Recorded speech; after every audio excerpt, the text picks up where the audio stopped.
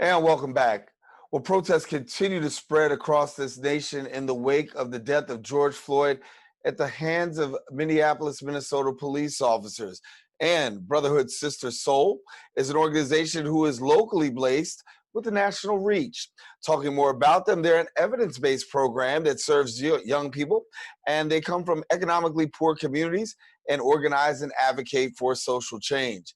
And in a world that is unforgiving sometimes towards people of color, well, the organization provides them the knowledge and the confidence to succeed, educating them about the history, and also encourages every person to develop a clear understanding of the principles that they stand for.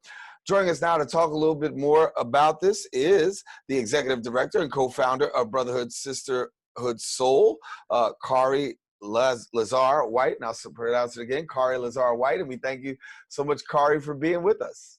Thank you for having me on. I appreciate it. Look forward to talking with you. Yeah, so for people who aren't familiar with the organization, first, why don't you just give us a little bit of an acquaintance to the organization?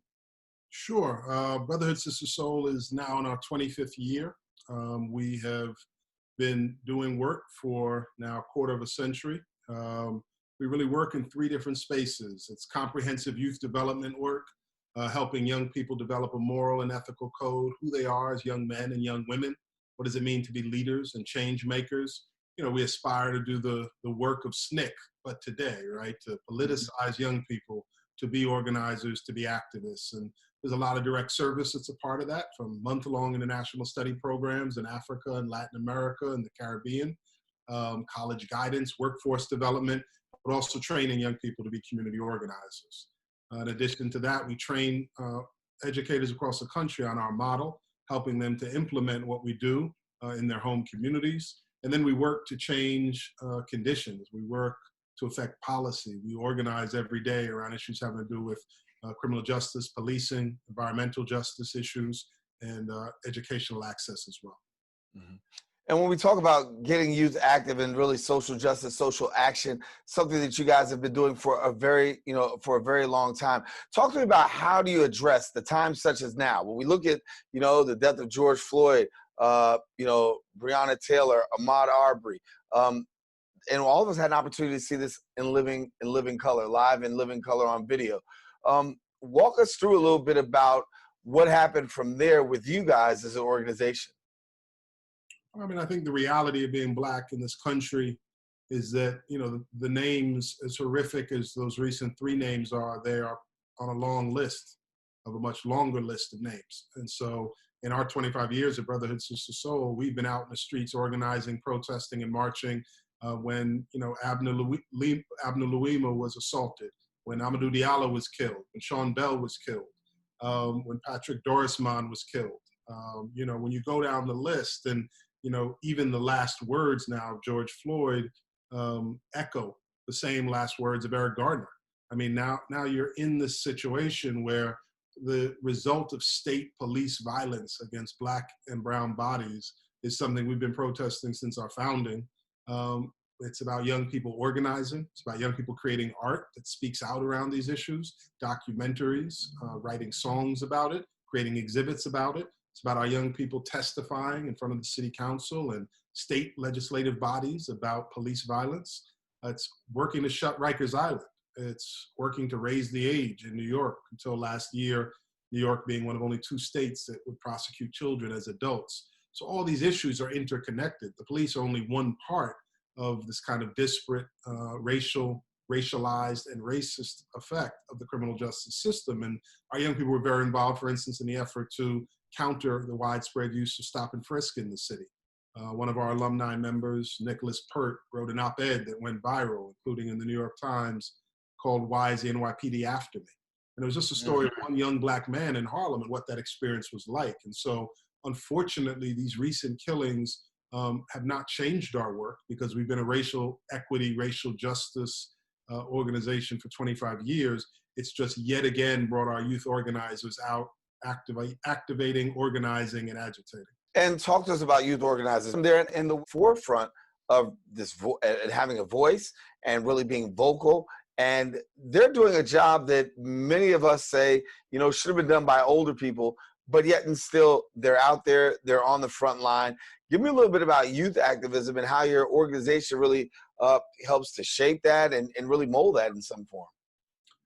Well, first, I mean, I think there's 2 points on that. The first is that young people have always been at the forefront of youth, of movements. There's always been youth organizers as a part of social change movements in this country, broadly, whether it was the anti-Vietnam War protests that brought down a president, the women's movement, the LGBTQ movement, so many movements. But very essentially in the Black community, in terms of the civil rights movement and the Black Power movement, young people have always been at the forefront. Reverend Martin Luther King was 25 years old when he led the Montgomery bus boycott.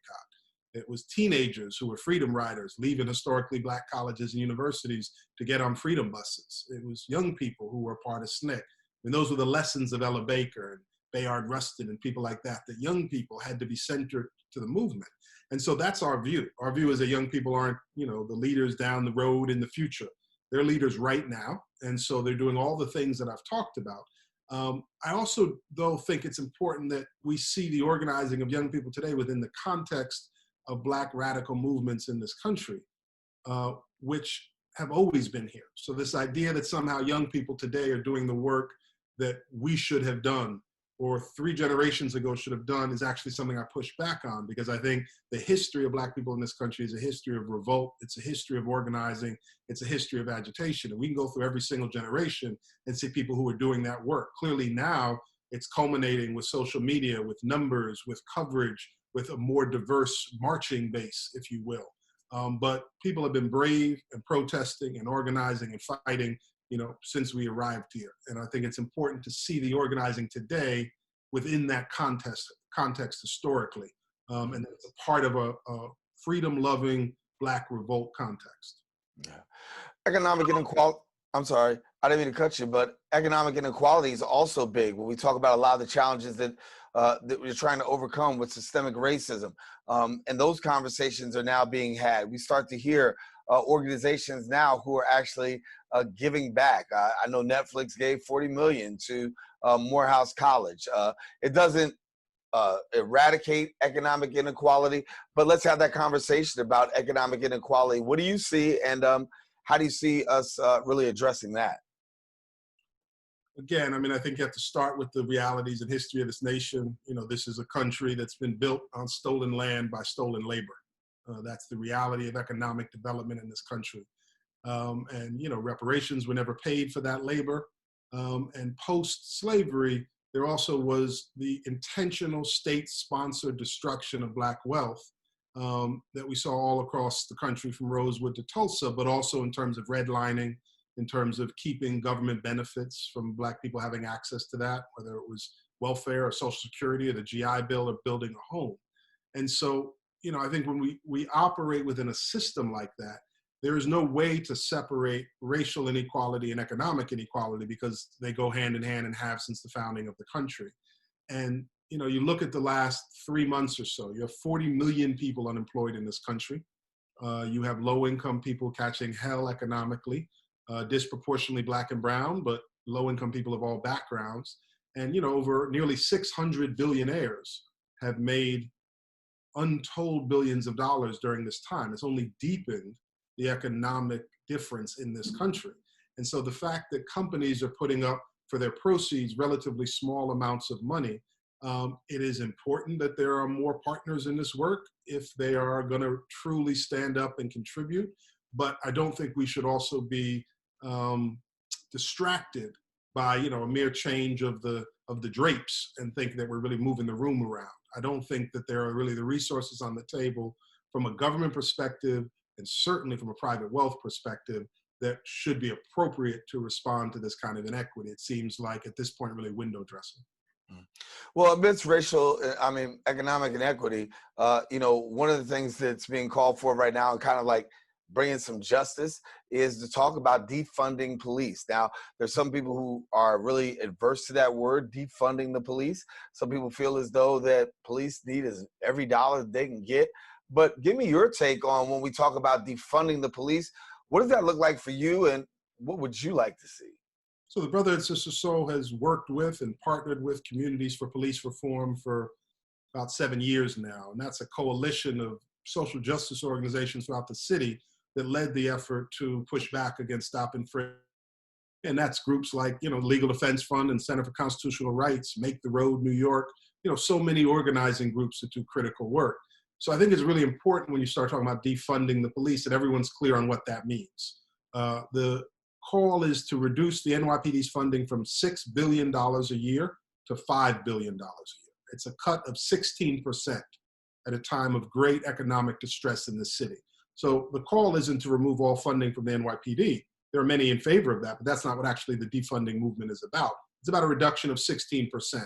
And what that looks like is in 2021, if the defund movement is successful, instead of having 37,000 police officers, there'll be 34,000 police officers. So everybody has to take a step back and realize that what this approach is actually, I would say, not aggressive enough in terms of what we really need to do to rein in widespread aggressive racial policing in the city. And instead, what you want to do is shrink the footprint of the police. The police don't need to be called for so many calls that they receive. And actually, police departments across the country have said they themselves don't want to be called for these issues, whether it's a dog, whether it's a homeless person who needs social services and not the police, whether it's a car alarm, whether it's truancy. All these things are not times that you need the police called, whether it's marijuana or an open container. There are violence interrupters in the city who have done a better job at decreasing violence. If you shrink the footprint and you say the police will not be called when you actually need social services called, then the police can concentrate theoretically on their very low clear rate. Nationally, 40% of rapes and murders are solved. So maybe focus on those issues and not broken windows policing, which disproportionately affects Black and brown people, and not have the police respond to situations that, quite honestly, they're not trained to respond to. Whether that's a mental health emergency or a truant young person. The police have no business there, and they have no business in our schools, which is a collateral issue as well, that the NYPD manages over 5,000 personnel in our schools. And that's a recent thing. I mean, I grew up in the city. When I went to elementary school, there were no police in the schools. This happened in the late 1990s. So the idea that we need police personnel in our schools is recent, unfounded, and inappropriate. And so that's another example of a change that we would want. Let me jump in and ask the question here about this, because many times what happens is you do have police and they're responding to calls and they're being involved, but there's a great partnership that's formed with community called community partners, community-based organizations. And is it possible? I mean, I think so, that it's possible that you can partner with some of these organizations to try to mitigate some of the things that the police department is actually doing. I mean, I grew up with my own form of community policing was called the Police Athletic League. We had community policing with Officer Friendly, who was walking around and had a great relationship with those people who were in the community. We know that. And those, I mean, granted, it was a few years ago, a few, but they were successful. Possibly a reemergence of these things in a newfound form. So obviously, we want police officers to engage with the community. You call it officer friendly. We certainly want them to live up to, the mantra of protect and serve, right? They are here because we pay their salaries. They are here to protect and to serve. And so we certainly want them to adhere to that and to be the officer friendly of your childhood.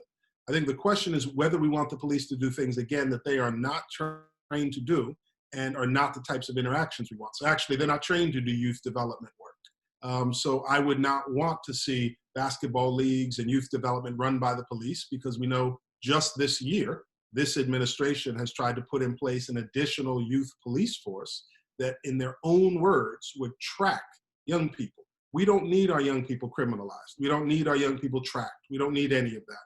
We need youth development workers and educators working with young people who are trained to do that, not police personnel. And so I think those are two separate issues. How you engage with the community, yes. But on the other side, I don't think we want an expansion of the police being involved in essentially social services. It's not their job, and they've proven not to be good at it. Let me move along and ask you a little bit, talk about programming. Yeah, you have a liberation program. So please educate our viewers a little bit about the liberation program. So this is a space for young people who, want to change the world. I mean, that's the beauty of young people, is that faith, that passion, that commitment to do that kind of work. They go through a liberation school over the summer where they learn the history of social organizing and activism and the role of young people in those movements. But they also learn about many of the key kind of spaces of organizing today, and the important issues, so that they have the data and the information and the background.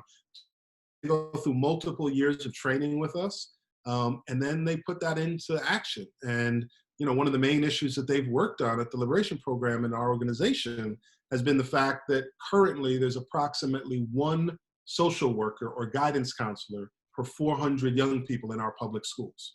And that's an aggregate. In certain schools, it's 1 to 1,500. That means that young people are not getting the mental health support they need. That means that young people aren't getting the guidance that they need. It means when young people are going through trauma, they don't have someone to speak to.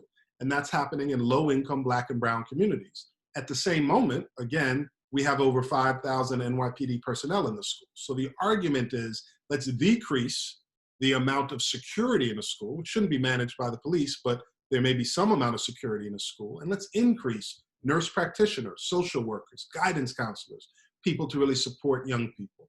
And last year, the New York City Council increased by $285 million funding to hire more of those types of counselors. It's not enough because the system is so large, but it certainly was a win. And people like Public Advocate Jumaane Williams, Manhattan Borough President Gail Brewer, and our young people that are part of a citywide youth campaign really organized for that. And I think that's a quintessential example of youth power, but also about where you put your resources. And a budget is a moral document. And if you're choosing to spend more money on security and policing in our schools than you are on mental health and on counseling, then that speaks to your priorities. And so what we're trying to do is change the narrative and change the priorities. Yeah. Before we leave, I want to get you an opportunity to tell people how they can get connected to Brotherhood, Sisterhood, Soul. And, you've already talked a little bit about the services that you provide, but how can they get connected and what do you have coming up? So Brotherhood, Sisterhood, Soul works with young people from the ages of 8 until 22. You can go to our website at www.brotherhood-sistersoul, and soul is SOL.org. You can find out about all of our programmings. Young people can join our organization. We always are recruiting and serving more young people. We look for mentors. We look for people to help us in our work. And since the advent of COVID, we have now provided 30,000 meals in our community and to our young people. And so we also need donations and support to keep that work going. And so whether you want to make a financial contribution, mentor, get involved with our young people, or whether you want to become one of the youth members of BroSis, you can find out more information at that URL. Wow. Well, thank you so much, Khary Lazarre-White. Thank you so much. He's the executive director and co-founder of the Brotherhood, Sister Soul. And thank you so much for being with us here on our show. We definitely appreciate hearing your voice. Got to have you back. And maybe we'll get some of these young people here to also talk to us as well. That would be wonderful. I'd love to have Liberation Program young people or staff come on together and talk with you. I think they'd love it. And thank you for having me on today. Hey, thank you. No, and we love it too. So we're going to call that a deal. All right. So stay right there. Listen, I want to take a quick break, come back with some more show. Be with us. Well, I'll say we'll be back in just a few minutes right after this.